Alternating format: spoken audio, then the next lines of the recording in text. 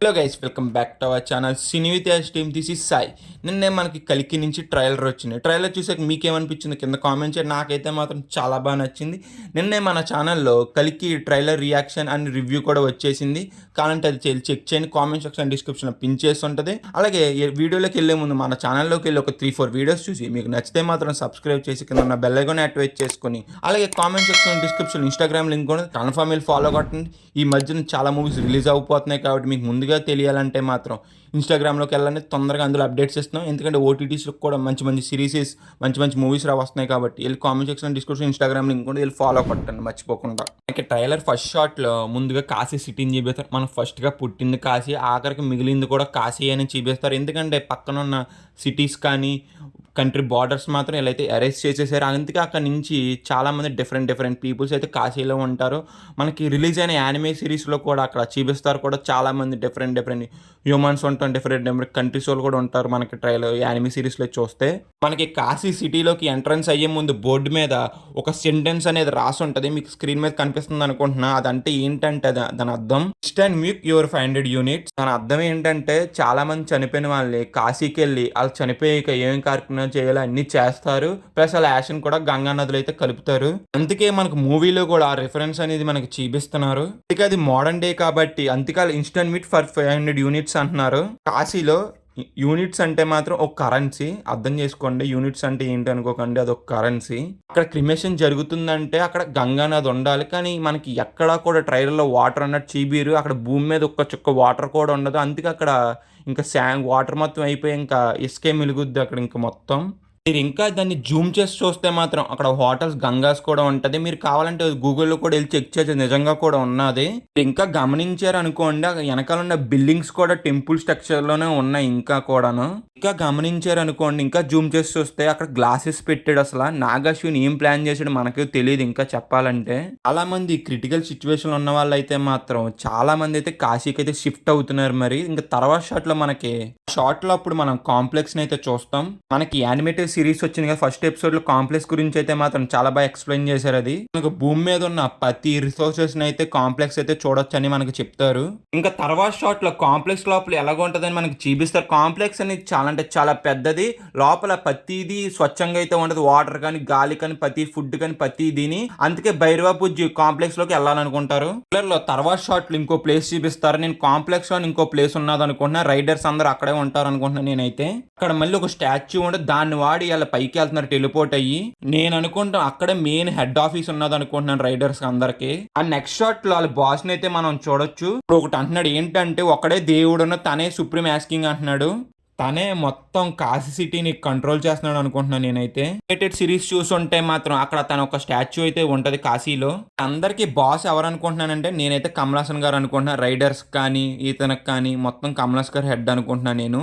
Complex లోకి entrance అవ్వాలంటే మాత్రం 1 మిలియన్ యూనిట్స్ అయితే కావాలనుకోండి. అందుకే ప్రభాస్ గారు కాంప్లెక్స్ లోకి వెళ్ళాలనుకుని 1 మిలియన్ యూనిట్స్ కలెక్ట్ చేస్తాకైతే చూస్తున్నారు బుజ్జి అని ప్రభాస్. కాంప్లెక్స్ గురించి యానిమేటెడ్ సిరీస్ లోను ఈ ట్రైలర్ లోను దగ్గర చాలా సార్లు అయితే వింటాం మన కాంప్లెక్స్ పేరు అయితే. నెక్స్ట్ షాట్ లో ఒక చిన్న పిల్లడు పరిగెత్తుకుంటా వచ్చినప్పుడు అక్కడ టెంపుల్ ఉంది. ఆ టెంపుల్ కూడా కూలిపోయాడు. దాని లోపల అశ్వత్థామ ఉంటాడు అనుకుంటా. చిన్నపిల్లడు వెనకాల చాలా మంది రోబోట్స్ అనేది తన వెంటాడుతూ వస్తాయి అనుకుంటా. అప్పుడు ఆ చిన్నపిల్లడు ఈ టెంపుల్ లోకి వచ్చినప్పుడు అశ్వత్థామ అక్కడే ఉంటాడు అనుకుంటా. అశ్వత్థామ అప్పుడు కాపాడి ఆ రోబోట్స్ అయితే చంపేస్తాడు అనుకుంటున్నాను నేనైతే. షాట్ లో ఆ చిన్నపిల్లడు ఎంతో మందిని అయితే ఇలాగైతే కాపాడొచ్చు అంటాడు. ఇప్పుడు అశ్వత్థామ ఇలాగైతే రిప్లై ఇస్తాడు. అశ్వత్థామ నేను కాపాడాల్సింది ఒకళ్ళనే అంటాడు. తర్వాత నెక్స్ట్ షాట్ లో జనరల్ అయితే ఇలాగ అంటాడు. 6000 years క్రితం చూసాం మనం అంటాడు. తన మహాభారతం గురించి చెప్తున్నాడు అనుకుంటా. ఏం పవర్ వచ్చింది, ఇప్పుడు కూడా అదే పవర్ వచ్చింది అనుకుని అలా అయితే సెన్స్ చేయగలుగుతున్నారు. తర్వాత షాట్ లో బో అనేది ఇరిగిపోయి ఉంటది నేను అనుకుంటా. అది అశ్వత్థామది అనుకున్నా. ప్లస్ అశ్వత్థామకి తన తలలో ఉన్న మనీ కూడా దొరుకుద్ది తర్వాత షాట్ లో అయితే. షాట్ లో తర్వాత 6000 years తర్వాత మళ్ళీ జరుగుతుందంటే అంతా ఏం జరుగుతుంది మీకు అర్థం అవ్వాలంటే దీపిక పడుకొని కడుపులో అయితే మాత్రం అశ్వత్థామ పుడతాడు అనుకుంటున్నాను నేనైతే. కాంప్లెక్స్ లో డిఫరెంట్ అమ్మాయిలను అందరినీ కలెక్ట్ చేసి అయితే మాత్రం అక్కడ ఒక టెస్ట్ అనేది చేస్తున్నారు. అక్కడ డీప్ గా పడుకుని కూడా ఉంటది. మీరు గమనించారో లేదో గ్లిమ్స్ లో. వాళ్ళకైతే అర్థమైంది ఏదో ఒక పవర్ అయితే రాబోతుంది. ఆ పవర్ అనేది వీళ్ళ దగ్గర పెట్టుకుంటే ఇంకా పవర్ఫుల్ గా అవ్వచ్చు అనుకుంటున్నారు వీళ్ళు. దీపిక పడుకోని మీద ఆ టెస్ట్ అనేది సక్సెస్ అయింది అనుకుంటా. దీపిక కడుపులో పుట్టేవాడే కలికి ఇప్పుడు బుజ్జికి భైరవకి కాంప్లెక్స్ నుంచి దీపికని పట్టుకుని రామని అయితే చెప్తారు. అప్పుడు బుజ్జి మనకి స్క్రీనింగ్ లో చూపిస్తా చూసే దాని కింద గమనించారు ఇంకా 5 స్టార్ బౌంటీ అని ఇస్తారు. తను ఎంత ఇంపార్టెంట్ మీరు అర్థం చేసుకోండి. 5 స్టార్స్ కింద దగ్గర 1 మిలియన్ యూనిట్స్ అని చెప్తారు. అందుకే ప్రభాస్ అన్న తన పట్టుకుంటాకైతే వెళ్తాడు. బుజ్జి చూపించిన దాంట్లోనే కింద కాంప్లెక్స్ కి తను ఎంత ఇంపార్టెంట్ అని కూడా రాస్తారు కింద. మీరు గమనించారో లేదో. మీరు తర్వాత షాట్ లో ఒక వెహికల్ చూస్తారు కదా, దీపిక అందులోనే ట్రావెల్ అవుతుంది అనుకుంటే అక్కడ అశ్వత్థామని కలుస్తుంది అనుకుంటా నాకు తెలిసి. అశ్వత్థామ నేను కాపాడుతానని అక్కడ ప్రామిస్ చేశాడు. దీపికని శంబాల్ అనే నగరానికి అయితే తీసుకెళ్తున్నారు అనుకుంటా.